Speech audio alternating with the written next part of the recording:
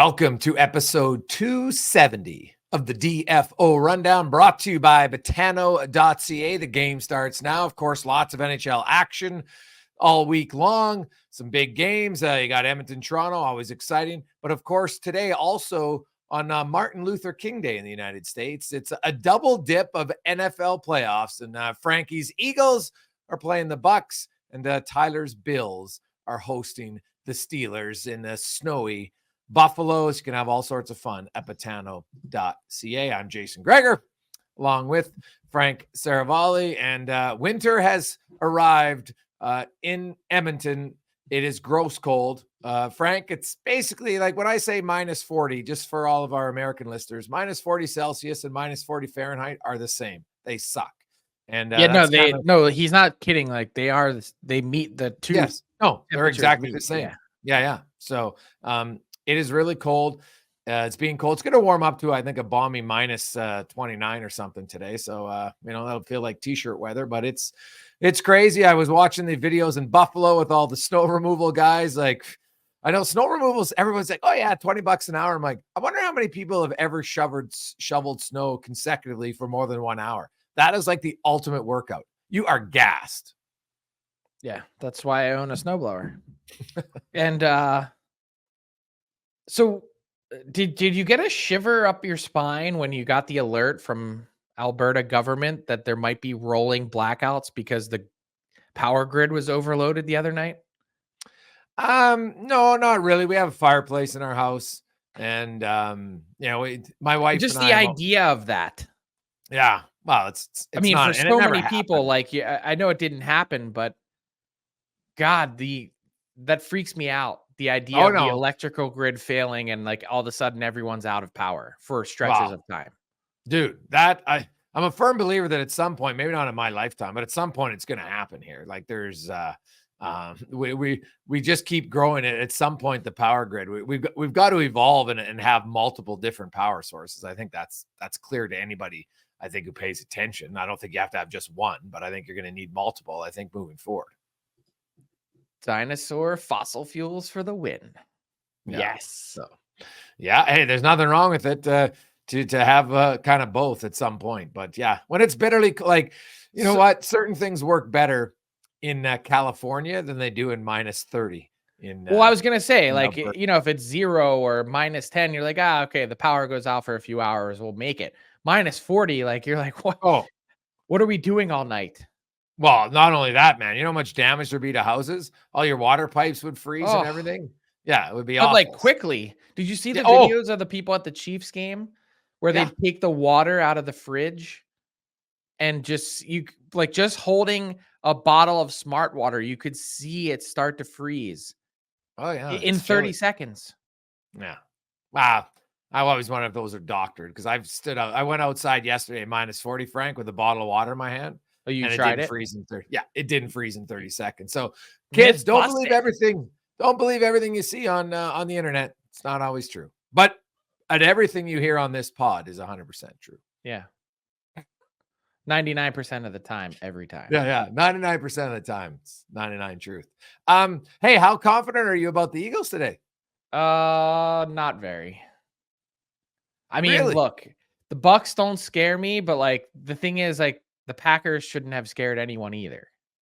Oh, what a debacle. Like, I know that, hey, Philly fans are like, oh, Cowboys. First of all, they just got crushed. Romeo Dobbs, Mr. Love, and Jones, they didn't have an answer for the three of them. They just demolished them. Like, that's called spade a spade defensively. And then offensively, I don't understand why you continually run on second down and get nothing, but you just keep doing it. It was so ridiculous play calling by the Cowboys. Now, it might not have mattered because Dak has a tendency to want to throw some really important interceptions at key times in games in the playoffs. But, man, Cowboy fans, that had to be painful. Oh, I don't care what happens today. I mean, I do care what happens today with the Eagles. If they don't win, their season lasted 1 day longer than the Cowboys, and that is satisfaction enough. And hey, shout out to Detroit, man. Are you kidding me? The Lions fans have waited that long for a playoff win, 30 plus years, man. Good for them. And now they get a second home game. Well, that's the thing I was rooting for. I was actually rooting hard for the Rams because I was like, oh, the Packers did the unthinkable. If the Rams win and then all you need is an Eagles win, then you get an Eagles home game next week. And instead, now the winner of this game between Eagles and Bucks will travel to Detroit, which looks like a pretty legit environment there. And by the way, what a sports night for the city of Detroit. The Wings come back on the Leafs. I mean, the Wings, is that how many game point streak they're riding? 7? They're in it. Yeah, you know what? Hey, I'll give the Wings credit. Well, right now they're holding down the number 1 wild card spot in the Eastern Conference, tied with Tampa. 1 point up in the Islanders, 2 up in the Devils and the Penguins. And hey, the Flyers, give Philly credit, Yeah, man. what is happening? To hang around, so I give them a lot of credit. It's it's fascinating, the race in the Metro and for the wild card spot. Washington, man, they had an unreal run. Sorry, Caps fans, but I think reality has set in Washington. Their goal for differential is -26. They're 3-6-1 in their last 10, and I don't see them rebounding. Do you? I don't. It's funny, like, as much as you think the picture is kind of, it's not complete, but you have a pretty good sense of who's in the mix. I mean, I'm looking at it now based on points percentage. Like, we wouldn't have had the Kraken in that category 10 days ago, even after they won in the Winter Classic, right? Now they continue to pile up points, and all of a sudden they're tied with the Oilers in points, even though the Oilers have 3 games in hand, and they're breathing down the neck of the Preds, which I don't see any reason why the Kraken couldn't grab that 8th and final wild card spot. Hey, what about this, Frank? The LA Kings are suddenly 1 point out of being out of the playoffs. Which team are you more concerned about, the Kings or the Golden Knights? Because both have been scuffling for a long time now. It's a really good question. I would still say LA because they haven't dealt with the injuries that Vegas has dealt with, right? Like, I think when Vegas gets Aiden Hill back regular, that'll help them. Now, I know they put Jack Eichel on IR, and we don't have a word yet on how long he's going to be out for. They said sometime. Yeah. So now sometime could be 2 weeks. I guess maybe the good thing for him is it comes at a time where, they play games up until I think the 28th, and then they're off until the 6th of February. So, you have 10 days with no games, so you're not going to miss any games played for them. But yeah, it's not ideal for Vegas. I think, LA has really hit the skids here lately. I'd like to think both teams could rebound and fend off, Seattle. I don't think they're going to fend off Edmonton, but they should be able to, fend off Seattle and Nashville and stay in the playoffs. I'm actually more concerned about the Golden Knights than I am the Kings. Okay. Why? I just think over the long haul, if you were to present me both of their rosters, and let's say, you remove any of the emotion or anything, or the history of a cup win, if everyone's healthy, I'm picking the Kings over the Golden Knights. Really? All right. Really? If you have to pick one, and you've got Aiden Hills, you've got 5 years to win. Oh, okay. Yeah, I could see that. But this year, I still like Aiden Hill when he's healthy in goal over LA's goalies.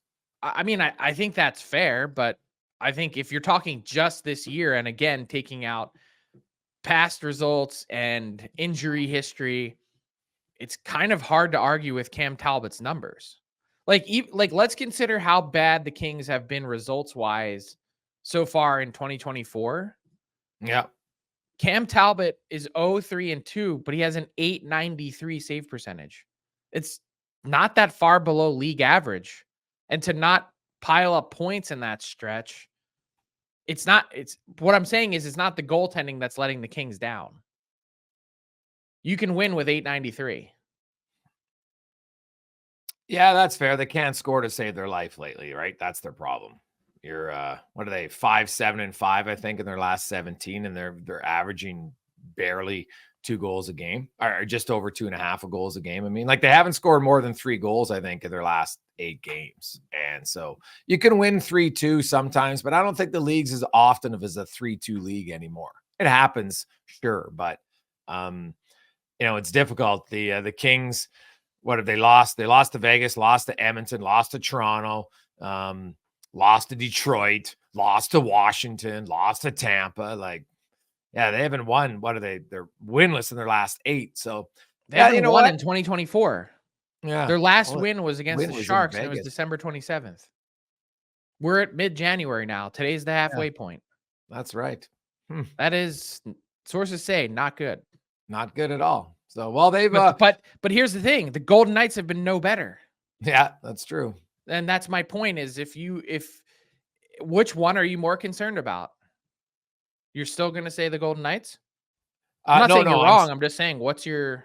No. I said the Kings. I'm more concerned about the Kings. I still think Vegas, when they get Aiden Hill back, that's a boost. Okay. So I'll still go with the Kings because they're losing and they're not really like their main guys are all in the lineup. Mm-hmm. Okay, that's fair. I think it's an interesting question. 2 teams that we kind of, for the longest time from October to December, we were like, these teams are the class elite of the NHL. And it's just been a horror show since mid-December on for both of them. Yeah. And so maybe even a little bit longer than that for the Golden Knights. Do you feel the Oilers are just going to breeze by both of them? I'd assume at some point they're going to get their act together. So basically the big thing that we've seen is the Oilers have had 8 and 10 game winning streaks. Okay. Yeah. And they've done it at a time when, when you're collecting 20 out of a possible 20 points and 16 out of a possible 16 points, that's an incredible spring up the standings. But it's also happened to coincide with the Kings not having a win in 2024. The Golden Knights, they've got 3, but they're struggling. So do I think that this is going to continue on for both teams? Do I think that the Oilers are going to, win 30 out of their last 40 games? No, I don't. So I don't think they're going to breeze past them. I think they've got a real opportunity to finish ahead of them.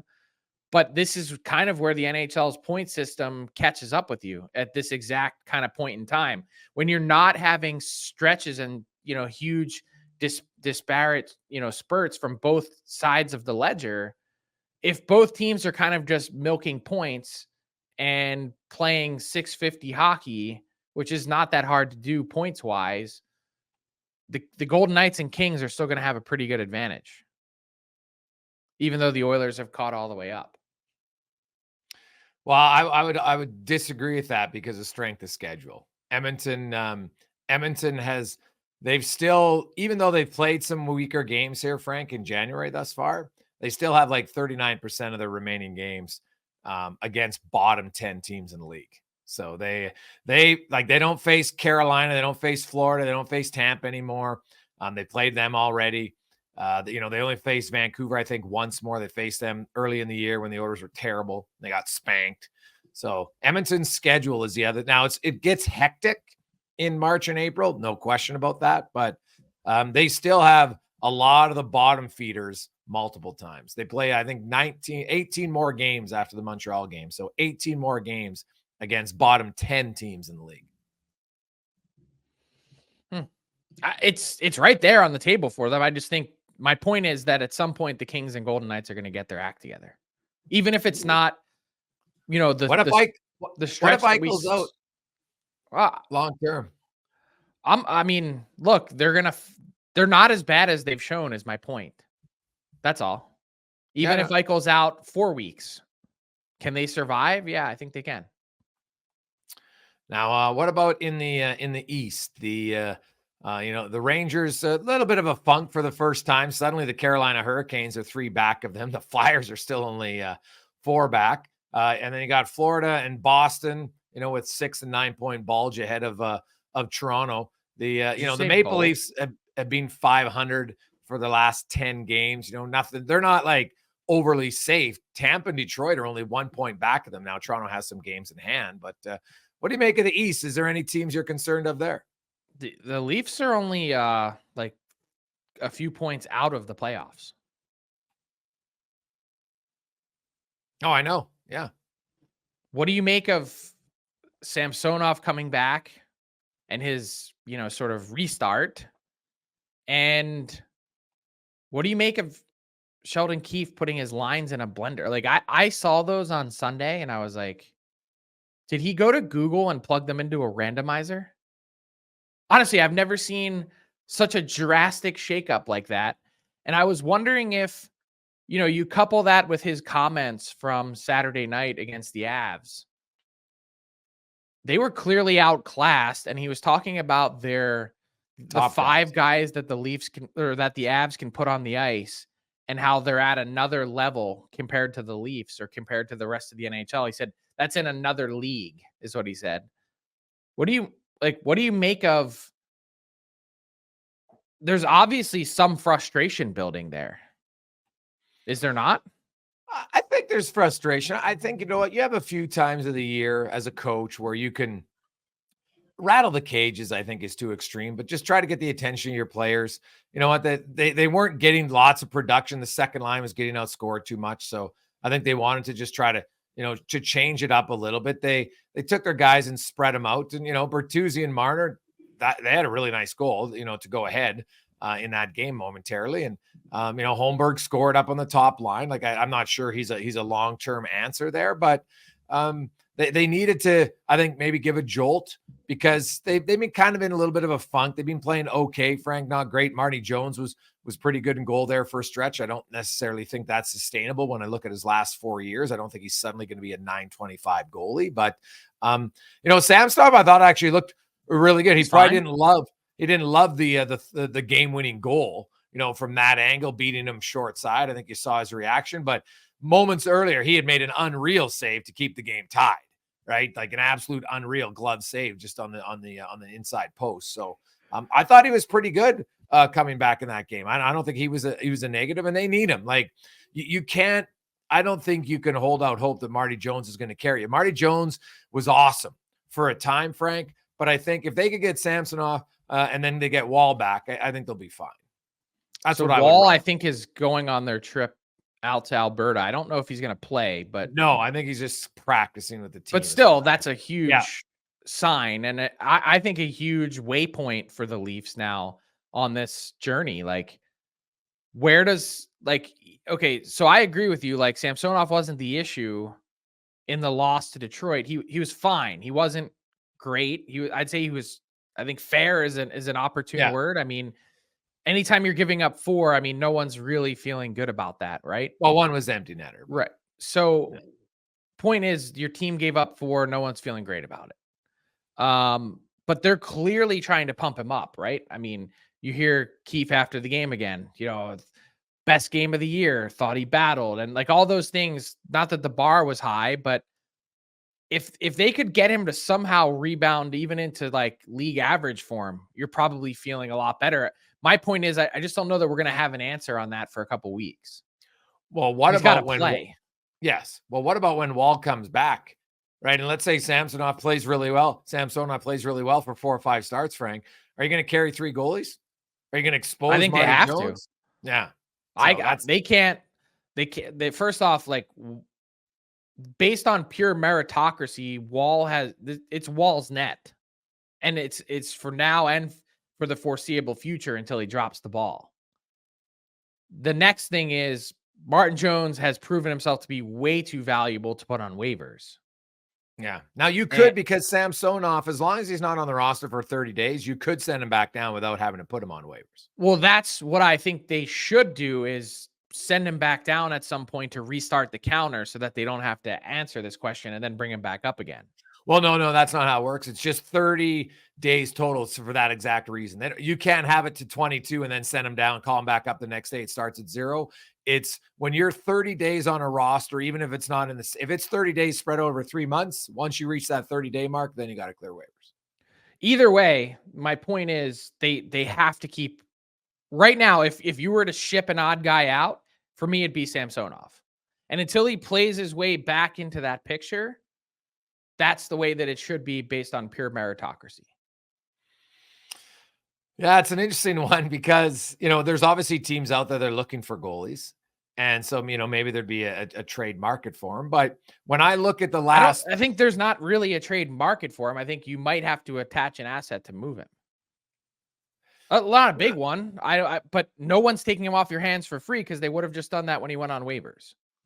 Yeah. Well, when he went on waivers, he was playing terrible. If he gets 4 or 5 more starts and plays well, that's what I'm saying. But then you're right? probably just keeping him, are you not? Well, but then they don't have much roster spot. That's the problem, right? Like, I guess they carry 3 goalies, but they don't have any extra skaters, right? Because they're right up against it. It's the benefit of having an AHL team at But your practice facility just down the hall from you. Right? That's true. You could not have him there, but because I wonder, like, how much of a believer are you in Martin Jones that this isn't just like a short-term heater? I'm a believer. Personally, look at last year. I know his numbers weren't out of this world spectacular, but 48 games played for a Seattle Kraken team that went to the playoffs and won rounds. Won a round. They did. Yeah, like, I guess I look at Marty Jones's last, the overall bigger picture, and this is the first time in what, like 5 years that he's above a 900 save percentage. So yeah, so his last, including the spurt that he's on now, 97 games played, so almost 100 at an 897. Yeah, like his save percentage, 62 starts in 19 was 896. 40 starts in 20. Yeah, that's, you got to throw those out. All right. Well, he went 3 consecutive years, 896. Then he went 900 in Philly for 33 starts. Then he was at 887 and a 299 goals against. Like, yeah, they won games because their offense was out of this world, but he gave up 3 goals a game. But what you're asking him to be is a backup. Yeah. Okay. But do you think as a backup, I'm not saying like he should be the guy opening the playoffs. Is he capable to be a backup of Joe Woll and for the Leafs to really better utilize that money? Like, how big this is going to be the biggest goaltending debate moving forward into the summer, just on the position as a whole. Martin Jones with what he's at, with what he makes, compared to Samsonov with his game and what he makes. How different are we really talking? Can you realistically can you reliably count on Samsonov now with where his game is at $3.55 million? Right now, in this exact moment in time, because it's a what have you done for me lately league, my answer is no. Yeah, I'd still be hesitant. When I look at the bigger picture, Samsonov had a terrible run, no question. I would agree with that wholeheartedly. But, do I think if both of them are playing well, who's the better goalie? I still think Samsonov. I think if you're going to try and play it that way, you can't ignore the cap hit is my point. Yeah. Okay. That's how fair. Much better would the Leafs be if they had $3.5 million of extra space? Is it better than that's really the question is it better than the delta or more valuable than the delta between Samsonov and Jones? And my answer is it's not. Yeah. That's really the calculus here. It's not who do you think is the better goalie? It's there's a huge gap between what the two of them make, and there's not really a big gap between their numbers, and probably they're likely for the long haul overall performance over a 60-game stretch. That's where it gets interesting. Like, I think on any, normal day of the week, if you're putting aside cap hits, you're going, yeah, Samsonov probably a way better, talented, tactical, flexible goalie, all those things. There's just way more that goes into it than that. And there's also a mental component too, that someone that they're saying needed a mental reset, which a lot of guys do at some point, don't often get the opportunity, but I don't know. I think that's an interesting spot. Yeah, it's a lot of pressure for a GM because you trade Samsonov, whatever, and then you're a team in the playoffs, and all of a sudden you miss goaltending and he lights it up somewhere else. Like, and I get it. You might have to do it, but how many times? A lot of pressure. How many times on this show have we used the term goaltending is voodoo? No, it's very true. So because That's you get why I it in would one still, place and because you didn't get it in another, like I don't even think you can think about it like that. yeah, you could be If he right. lights it up somewhere else. If I'm moving him, it's because I don't believe in his ability to get the job done. And Yeah. period, full stop, end of sentence. Well, a lot of it is if you trade Samsonov, then you mentioned, Frank, the cap space, then you got to make sure that you bring in good players with that cap space, right? Because if you trade him off and you kind of waste the cap space, that's the issue. So I understand the cap space part of it. It's a factor for sure. And it's a pretty big factor. But then you got to make some good moves to maximize the benefits of that newfound cap space. So $7.5 million between Samsonov, that and Klingberg's money. Think about how much they could beef up their blue line, maybe with 3 guys for $7.5 million. Yeah. Then all of a sudden, I think the Leafs are in a different category. Because I don't see them right now as an authentic cup contender. Yeah, I think they have to prove their back end. That's fair. But adding 3 defensemen, what's better, having Samsonov or adding 3 defensemen? Well, 3. Geez, 2. I would take 2 for them right now. So then we get into the question of which 2. They can probably do 2 with just Klingberg's money. Yeah, probably. Yeah.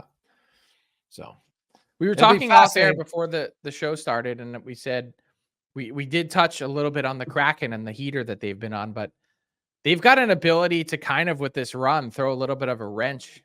I'm sure it's some teams into the deadline. Like some teams were thinking, hey, I wonder if Seattle is going to make, maybe a couple of their defensemen available.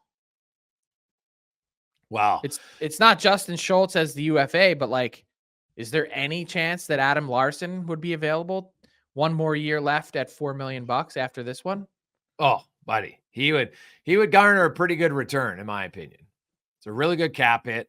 There's 1 year left. You're not stuck with him for 6 years or anything like that. You'd get him for 2 playoff runs, and then the chance, of course, to re-sign him afterwards, because I don't think his next contract is going to be ridiculously high price that you can't afford it for what he brings to you. So, yeah, I think Adam Larson would bring a lot of value, but I don't get the sense that Seattle is there yet. I could be wrong, but conversation there yet. What in as far as their life? Because if you trade away Larson, it's like you feel like you don't have a chance to compete.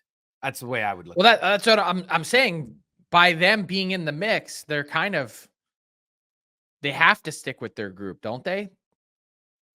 And not only that, but I think for a team that obviously wants to be competitive next season, you're then going out and going, okay, we just traded Larson and we're happy with the return, obviously, but how do we go out and find ourselves another Adam Larson and for $4 million? Probably not going to happen. And so what you do is you end up chasing your tail. And my point of why the Kraken matter is because a couple of teams 2 weeks ago were looking at them going, hey, I wonder if they can be a potential trade partner that now might totally take that off the table. Yeah. Well, imagine if all of a sudden, Frank, we get into February and Edmonton and Seattle are ahead of Vegas and LA. People would be like, what is happening? And right now, the way it's trending, that's a possibility. By the way, speaking of the salary cap, can we just give a little golf clap for the cap floor? Nick Foligno, thanks you. 2-year extension at $4.5 million. Good for him. $4.5 million. My God, is anyone happier than Nick Foligno that the cap floor exists? Well, you know what? Be a good person, Frank. Be a good human being. You can get rewarded. I think that's the example there for Nick Foligno. He has a great reputation of being beloved by his teammates, being a good human being, does so much off the ice in the community. And if there was a guy who deserves it, I think it'd be hard to find more deserving than him. It's going to be 38 in the last year of his deal. I mean, I did not see this coming. I thought a couple years ago, after that deadline trade to the Leafs and the subsequent back injuries that followed him, man, I was like, this guy, obviously a hugely talented player when he was fully healthy and in the prime of his career, but and a great leader. But I was thinking, it looks like his game is half dead. And to get a 2-year extension at that type of number, I mean, like it's approaching his career high cap hit, which was 5.5. That's crazy. Yeah. Well, I think it illustrates Chicago really feels it's important to have some veteran. And you know what? He's playing, he's got 8 goals. It's not like he's on pace for 17 goals. No, Right? I'm not. I'm just saying Yeah. $4.5 million is a No. ton. And Yeah. they basically like I bet you it was one of those situations where the team made an offer and he's like, they offered me how much? What was that? Hurry up and sign that. Can they print that thing out? Let me sign it. Like for him to end up with $9 million total at this point in his career, it's bananas. Well, he was making $4 million this year, right, on the 1-year deal, and and then he gets the bump up for next year. So I think it shows that, like, Tyler Johnson's contract's coming off the books, Beauvillier, so there's $9 million coming off for next season, and they don't have anybody else really. Well, Taylor Hall, I think, has one more year on his contract. So you're right, the floor, and I think they realize it's going to be a long haul in Chicago, and there's like I've always said this, Frank, Bedard's different than Crosby and Kane and even McDavid, because outside of Korchinski, Bedard was like the first guy drafted in the rebuild. Crosby came after Fleury and after Malkin and after Whitney, who they turned into Kunitz, and McDavid came after Draisaitl and Nurse and Nugent Hopkins and Hall, and Kane came after Taves and Keith and Seabrook. Like, that's why it's going to be a lot longer, I think, for Bedard in Chicago. So I just had a little fun with this.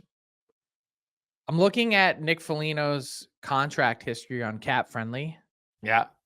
This is how long he's been in the league. His first contract he signed with John Muckler and the Ottawa Senators. John Muckler died 3 years ago. Yeah.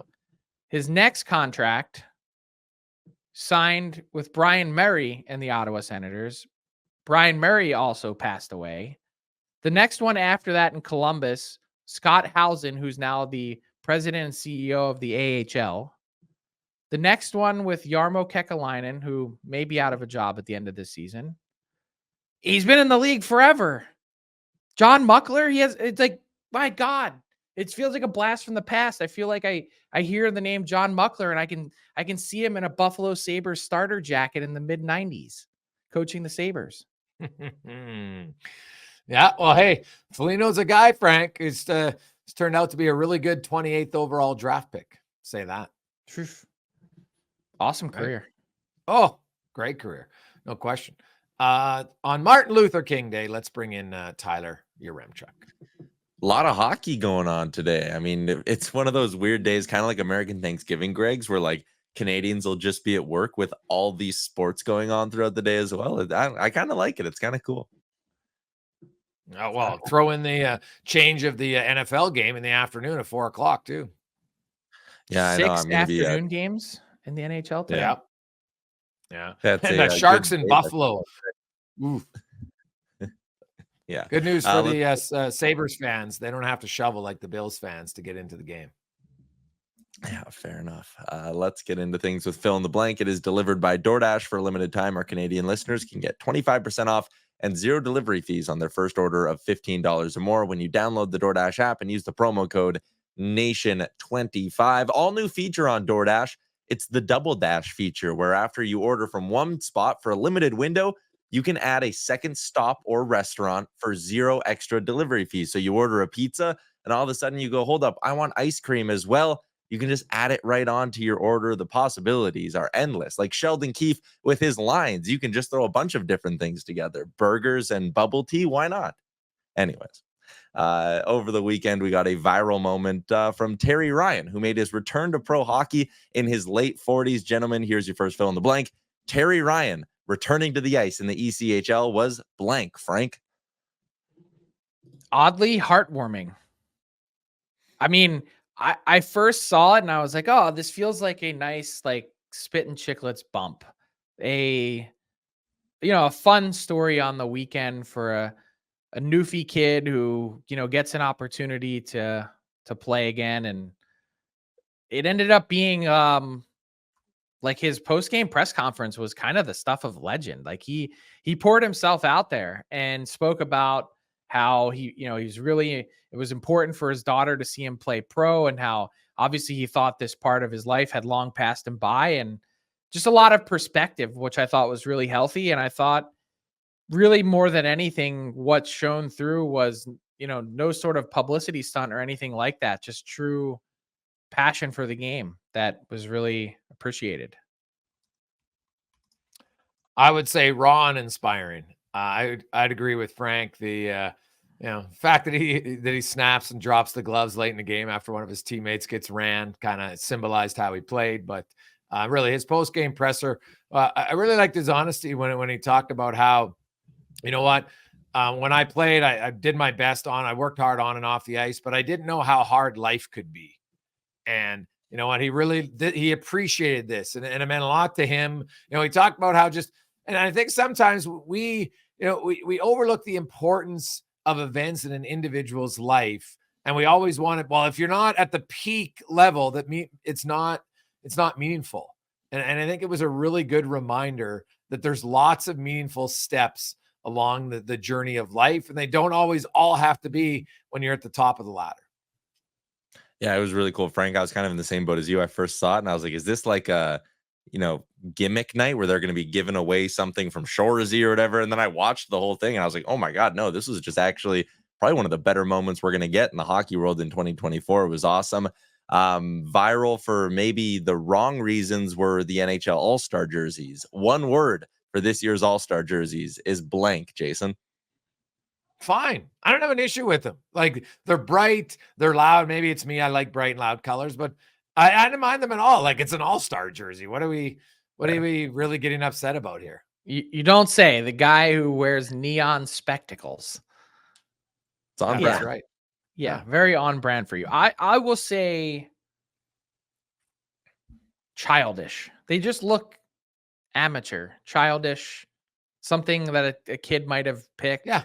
It's exactly who's the All-Star game for. No, that's what I was just going to get to, was like, when I think about the All-Star game and like what matters, like, yes, it's a corporate and sponsor, sort of shake hands, kiss babies type weekend. But like, I used to live and die by the All-Star game when I was a kid. Like, some of my best hockey memories are from a fan perspective, from like sitting in front of the tube on a Sunday afternoon, watching like the pregame player introductions and them all skate out. Like, think about, like, Tyler, I mean, this is going to blow your mind. Jay, you're going to nod and be like, duh. But there was no like satellite, like you could watch every game. There was no, like, the only way you saw the whole league was if like somehow you got a VHS highlight tape. Like, you only got to see the teams that came through your town that appeared on your channel, and the occasional once a week national game. To get all of the stars in one building on one day, it was amazing. It was like, oh, those I never saw the guys from Vancouver, like ever. So like, to me, that was the cool thing, was like watching all the stars around the league as a kid. I was like riveted by that. And that's really what it should be about. But doesn't change my view on the jersey. I just want to point out the greatest All-Star game jerseys ever were the orange Clarence Campbell conference jerseys of the 80s. No, without question, absolute deadly killer. No. The best All-Star game jerseys of all time are the purple and teal East and West ones, when they had the All-Star weekend in Boston, and you got that beautiful Owen Nolan point and shoot goal. Those are the best of all time. The ones they had last year were really cool. The Miami Vice kind of colored ones for Florida. I was going to say, Jay, when I looked at these ones, the one that's yellow and even the one that's white, if that yellow would have been swapped for that vintage NHL logo orange, I think the ones this year would have been really, really cool. I love those orange throwback NHL jerseys. All right, last one, somewhat based off the All-Star game. I know the coaches for this are just based on whoever's leading their division, so it's Bonus, Laviolette, Montgomery, and Tocchet. But I wanted to use this as a chance to do a little heat check on the Jack Adams race now that we're halfway through the season. Your Jack Adams favorite is blank, Jason. That's a good question. There's not even a question. Oh, wow. There's a question, but see, it's for various reasons. I would go with Rick Tocchet because it's not even close. He changed a lot there, but I think how can you not give John Tortorella consideration? No one had the Flyers remotely in contention. They've stayed in contention all year long. They have to make the playoffs. That's the only way they can do it. Okay, but they're in right now. They're 4 points up. Like we've said for 2 months, they're going to fall back, and they haven't fallen back at all. They're still in the top three, and they might not make it. And hey, if they don't make it, sure, he's not in. But if they miss the playoffs by 1 point and have 94 points, I still think it's a pretty good coaching job. But I think he could be a finalist. Tocchet. Yeah, I would go with Rick Tocchet. I think to take a non-playoff team that was in shambles last year, drama everywhere, to first place in the league today, January 15th. I'm sorry. As good a job as John Tortorella has done, it's Rick Tocchet's award and no one else's right now. No love for a guy who took a team that was teetering on a rebuild and has them first in the league based on points percentage. Rick Bowness? Come on, Rick Bowness would have been my answer. Here's my issue with, and it's not an issue with Rick Bowness, but he missed half the games this year while dealing with a personal issue with his wife. So yeah, but it's hard like he wasn't involved. Right? No, it's not like he wasn't involved, but it's hard to me to point to their success and you say, you know what? A huge chunk of that is coach dependent when he wasn't there. And so I'm not taking anything away from their season or his ability as a coach. I'm just how critical was it to their success because he wasn't there. Yeah. The one wild card will be if Edmonton finishes in top 5 in the league after where they were when Knobloch took over, he'll get some votes. He should. Yeah. So we did our midseason awards picks, and I'd actually be happy to run through them with you after. But I mean, my Jack Adams ballot, I had Tocchet 1, Laviolette 2, Chris Knobloch 3. I mean, hey, if the Oilers end up getting home ice advantage after sitting close to the basement when he took over, it would be pretty impressive. All right, gents, that is a wrap on this week's edition of Fill in the Blank. Use that promo code NATION25. Get yourself 25% off your first order of $15 or more. And try the new Double Dash feature. Maybe tacos and slushy in your future. That's all. Sounds like a trip to heartburn heaven there. Tacos and slushies. My God. Wow. I might be up for 2 days if I ate that at night. Yeah. Either that or I need new plumbing. Like just since we were on awards talk and I have my midseason award ballot up, we did a poll on dailyfaceoff.com of our 7 writers, and Tyler was included. Calder is going to be fascinating with Connor Bedard out, but I'm going to have a really, like, this to me, deliberating it already, I'm going to have a really hard time on what to do with the Norris.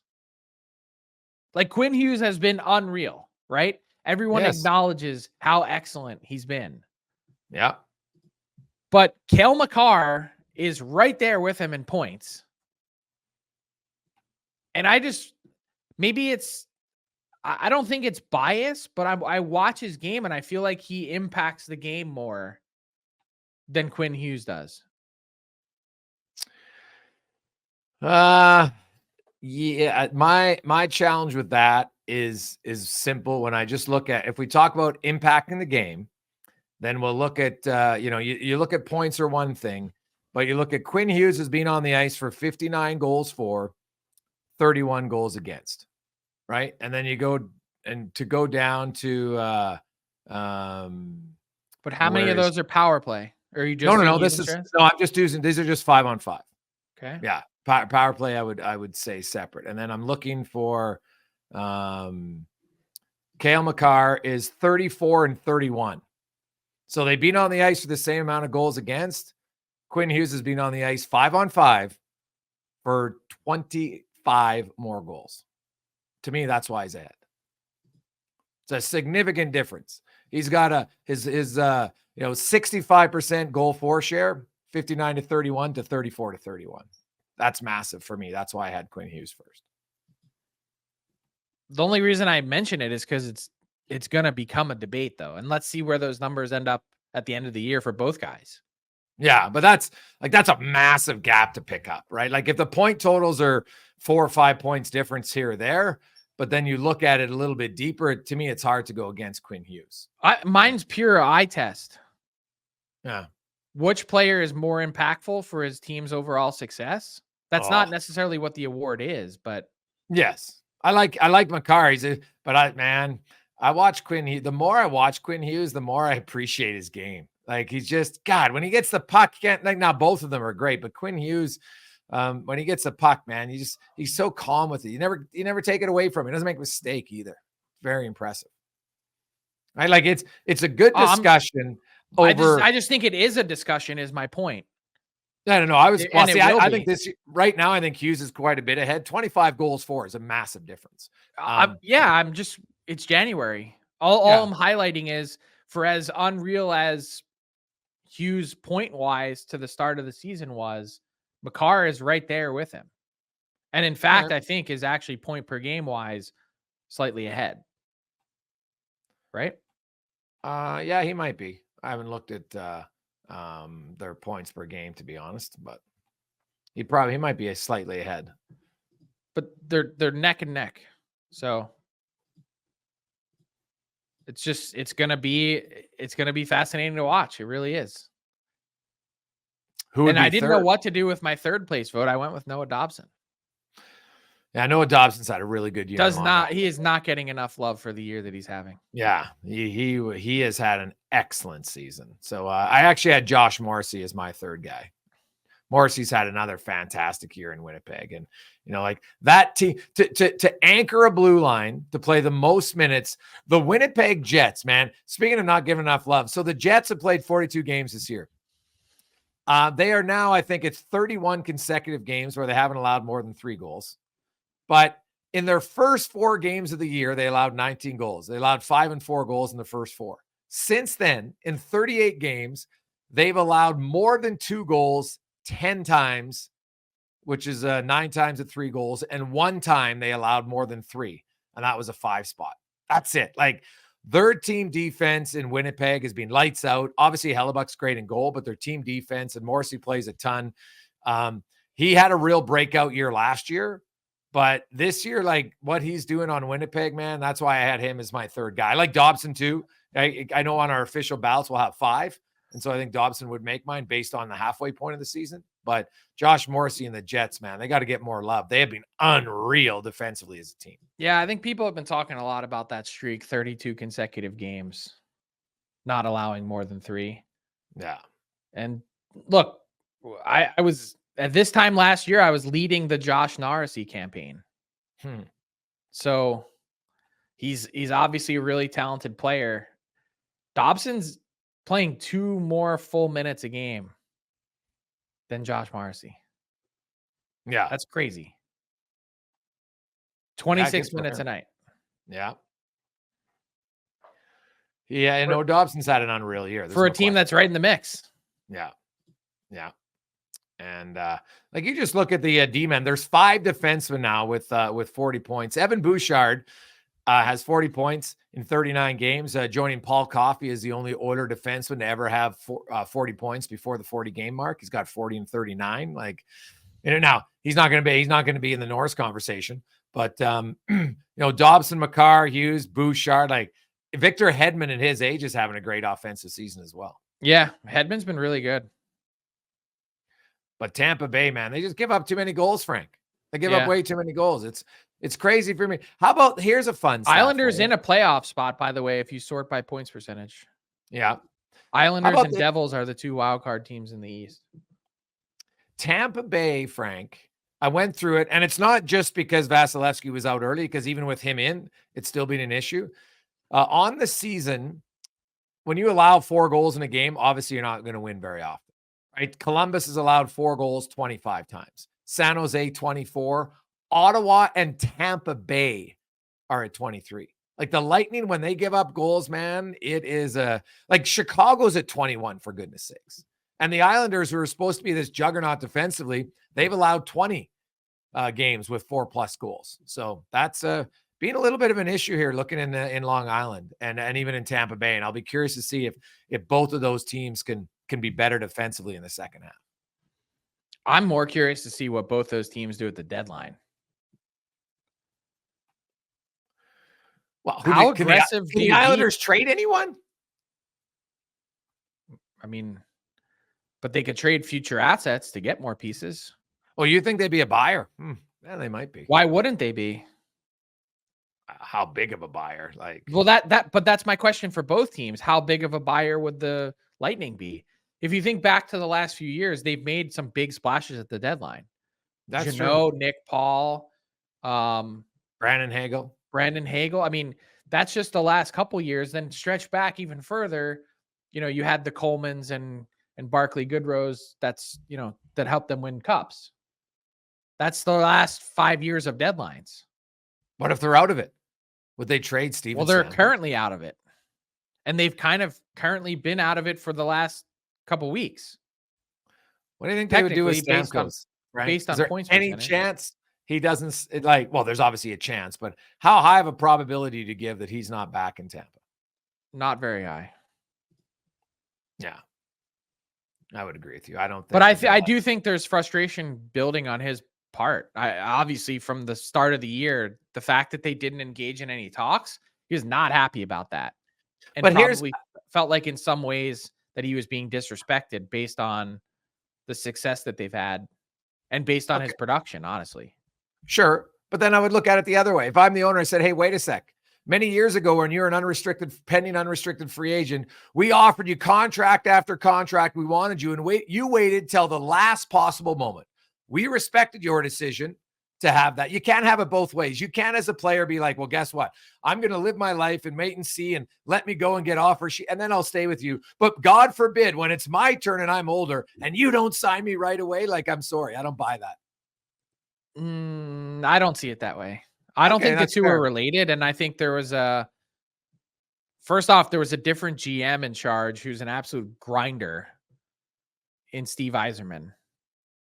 So I don't think it was really all that pleasant. And I don't think that they were offering him contract after contract in terms of, obviously they were working to try and keep him, but what he ended up signing for is way less than what would have been on the table elsewhere, AAV wise.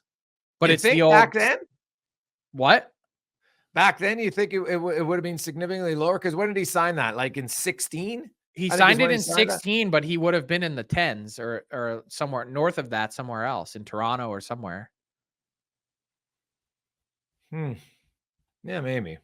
Well, no, but he's the first guy that we ever really had the debate about of tax calculators and how Tampa's offer at 8.5 was always going to be way more. But would he be the first guy sort of, I don't want to say publicly, but the first guy to be like, hey, it's really about what goes in your pocket at the end of the day than whatever the AAV might appear to someone who wants me to get top dollar, absolute top dollar somewhere else. Because as we talked about last week, 8.5 in Tampa is really the equivalent of just under 12 in Toronto.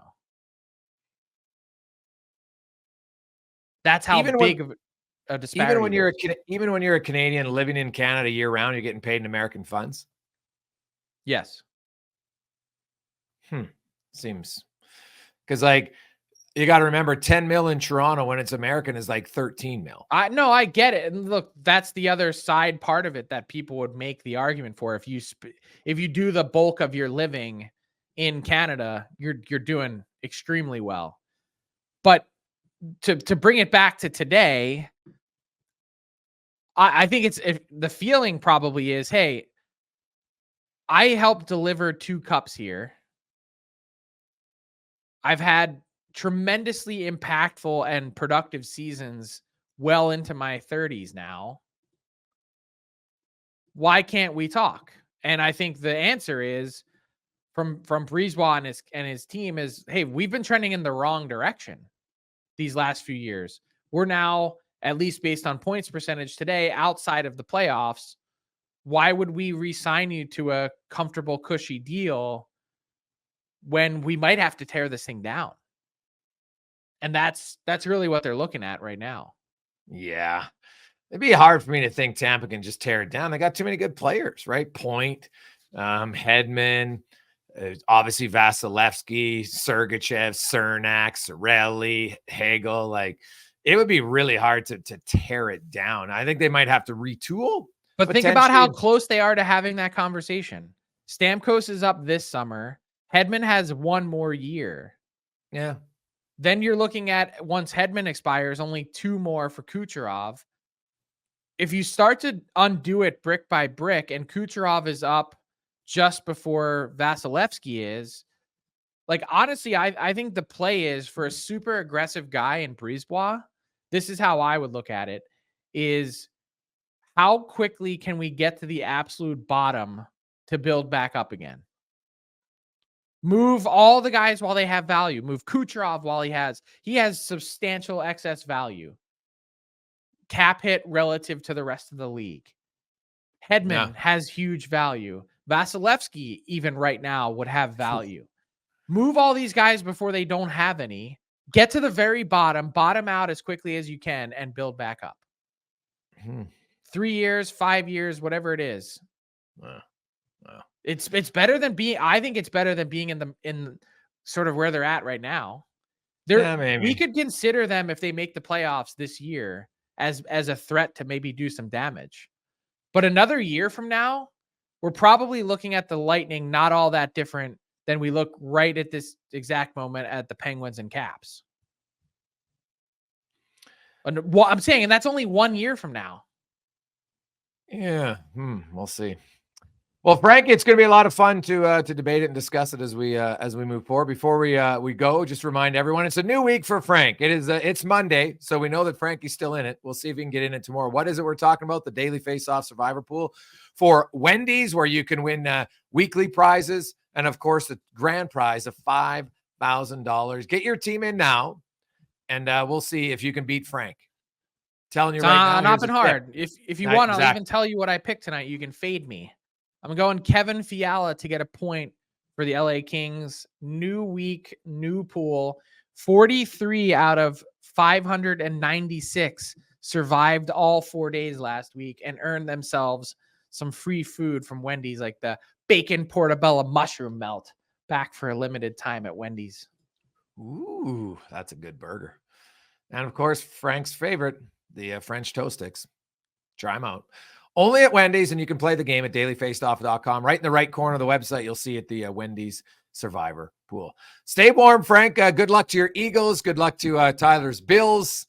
We will see what happens on a Monday in the NFL. And, of course, lots of games in the National Hockey League, lots of matinees. What's the proper term? Do I say Happy Martin Luther King Day? I'm not even sure. I don't know. Happy Martin Luther King Day. Man, a great man. That guy, that's a huge impact that you could make in your life of your Martin Luther 100%. King.